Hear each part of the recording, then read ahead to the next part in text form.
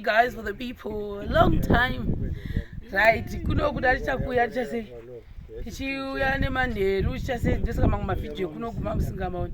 So apa sekuru Ben. Pamwaita tanzi sekuru Ben anzi tasatozoti vari intelligent. Ndakaona comment you guys. Woto nanzi fungwa ndi wakaita sakubaruwa. Alright, oh. Vachikusaiza vanhu ka? Kusaiza. Hamunozviona manje. Apa ndiwo vari kutoziva kuoparedza chinhu ichi. Hamunozviona manje. Apa muchiwasaiza vanhu. Wasaiza munhu.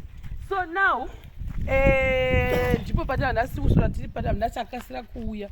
I think ndofunga makazviona kuti ndakabuda chiti tatiri kuGood Hope, tikaenda kuMelbourne, tikaenda kuVinona, ndikazoenda kuFidelity.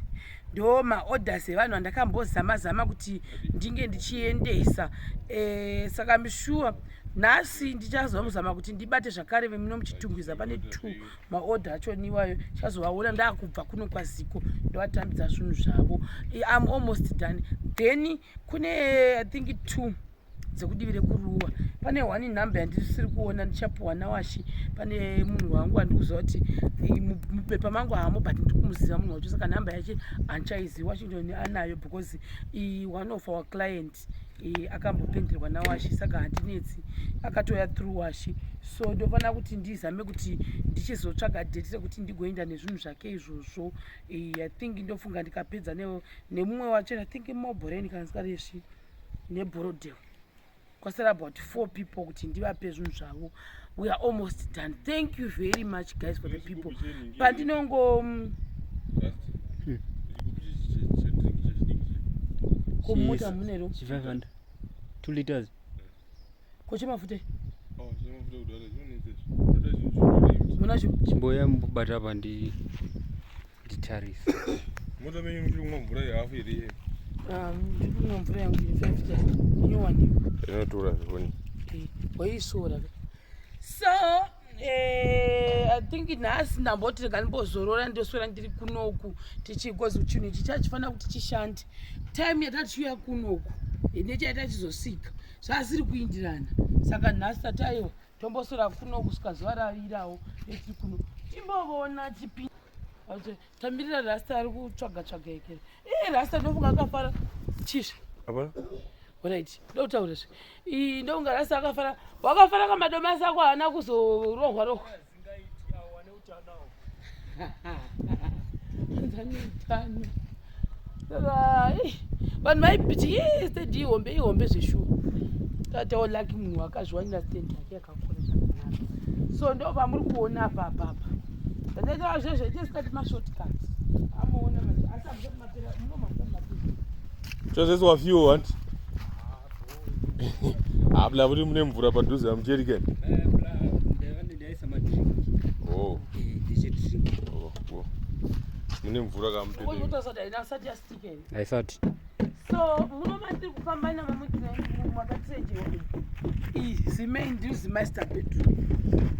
Then ouya pachaita walk-in kasikakanga sine bathroom wati papapa. So uya kuno zvese zvidoko neinstitute ne-walk-in wardrobe yacho zvemain bedroom. Then iri nderive spare bedroom. Amana kana zvinhu zvichitangwa so sekuru Ben. Tinoti 0.7 meters kana 0.7 centimeters. 0.7 meters or 0.7 centimeters. 700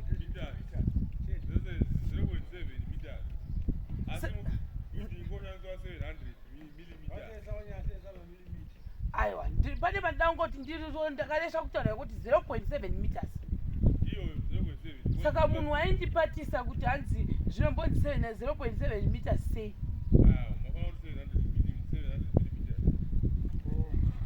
Hanzi zvinonzi 0.7 centimeters. Saka ndotitasa rura iya ndakaitarira ndikandoti 0.7 centimeters kundipasano. Then kone vanhu vakandipatisa nyatsokuonekwa fesi yangu apa uchindivheneka nebhibho yangu. Vanhu kutonatsa kunditi kuseka uchiti inonzi plan hawinzi map. It's an error pakutaura. How many times tichidenzera kuti plan. Munhu anomirira one mistake kuti undibombard. hazvichinjazvo zvinhu zvakanaka. Jehovha unoramba achimukomborera Jehovha musi kwedenga. Ndaumba kuroverai munamato vanhu magarisa stereki. Vanhu vagarisa. Saka kunoku itrending yose yamuri kuona iyi. Zviri pasi kudai zvinenge zvimbonyasa kuonekwa kuti zviri kufamba sei here. Hazvimbonekwi asi nezita raJesu. Uya there zviri sei. Iverande rekuSkyline kune vaya vanenge vatoonyera chigemu kuti ichabuda sei from this trenching. I think picture maiona but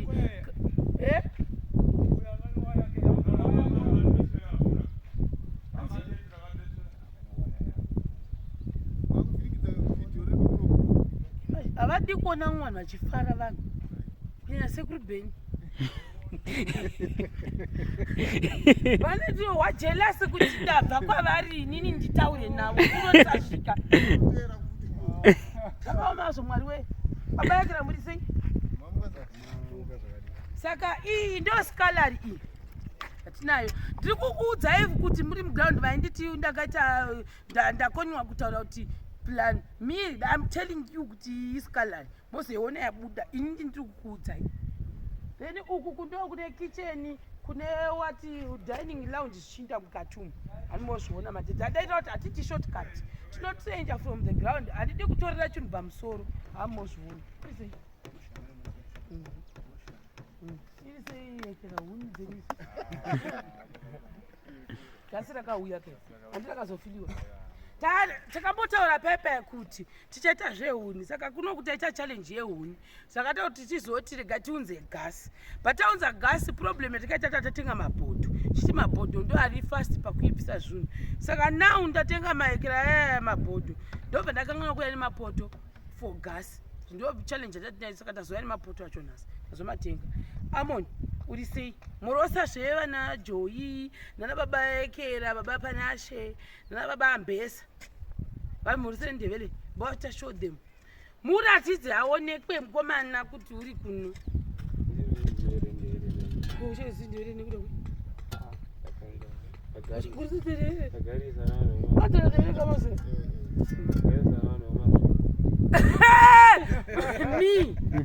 me iwe ndokukurumira zvokuti unogona kutotadza kuziva kuti zvikufamba sei. Aiwa handidangu zvokungota show off. Ndivi iri bhoto kuda shedhi saka nakutozvona chedza ipa varadza show them kuti pari kurohwa basa pano trenching yemhando yepamusoro show them. Vaya vari kuda kuti pabasa there are a lot of people vari kundibata chiti lauti imai muzotamba August lauti imai muzotamba July. Guys, for the people I will do first come first serve. Nokuti mamwe mapromisi unogona kupromiswa ndorega munhu achinja saipapa uyandikusei kuti kana nyange kuri kumushatiti sezvizvi machiona chimushini chaakutanga kuopaitwa vakomana vari kuzasuko varatidza vakomana uyo vashindi naye nasekuti vene vari kuzama kuda kuti chichitanga kugika muchachiona nhasi nendichipururudza nhasi fulu yangu yakazopera uye ndiri kufara kuti maodha angu they are almost done ndaniwo ndakubhuridha because ndandiri under pressure isingamboiti ndochitenda zvakare mungu wangu pano akazvivisa kuti hapana mira kwazvo dzimwe nguva ndichisvika usiku 7-8 ndichisvika pano ndichimanya nemaodha evanhu kuti nobuda cross country kuenda kunhu kwakaita sekuti kunana kudwa kuya kure its totally opposite direction yekuya kuno tosvika nemanheru mumwe musakati nai munofamba usiku tikati bhozi iri rakamboita sekuti rakarohwa nemasinus wozotenga mushonga wako wachiwana zvasi wakusipira yaka everyday kapa mamaskikanzi mamaskikanzi covid right baba yakira kuri si bebhi nenyirisi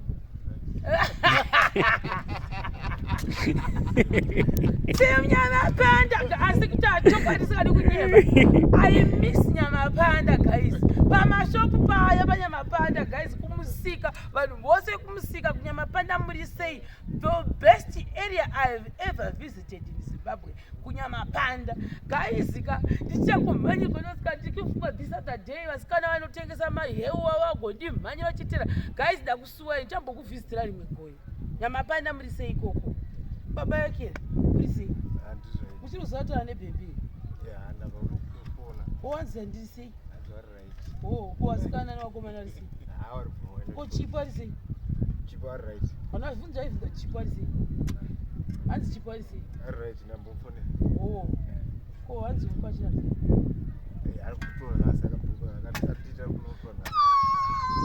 Andosati ndaiti totwavhunza. Sure, achavhunza because most of the people vanobva vachindibvunza kuti chipo achiri nehuku dzake here dzatikamutangira project. Saka agara zvinazvo. Akashingirira didi. Makamushingisa. Makazovaka chirugu. Ndifana kumuvakira chirugu chake. Achiri kungochengeta kuva baba yake. Oya aigara yai. Oya yisi.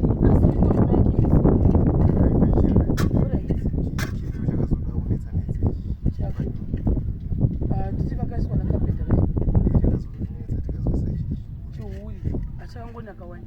Saka akatadza azoisa.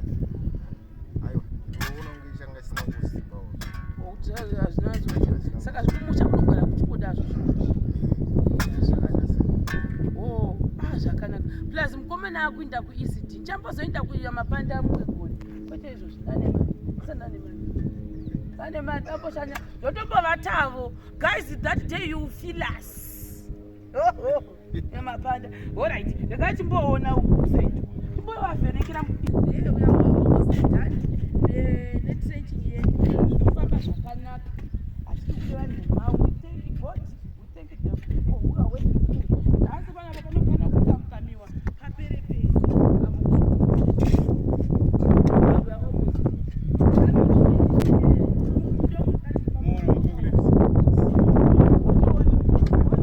Ajerewa mwapinde. Wadiona here. Can you see me? Unezi chimura mukati. Akashara.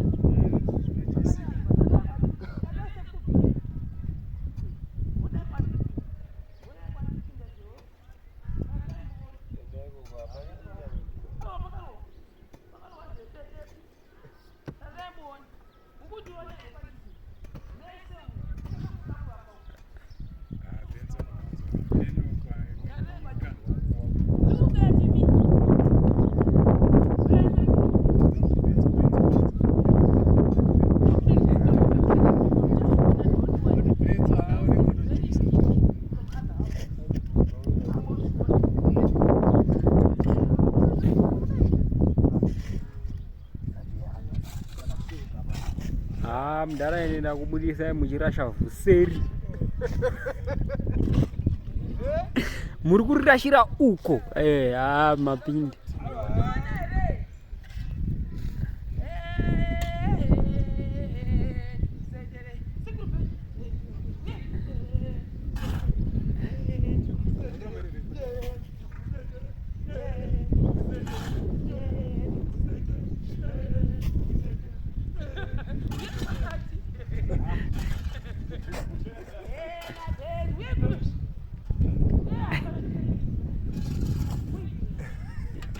Veni ao shoulder.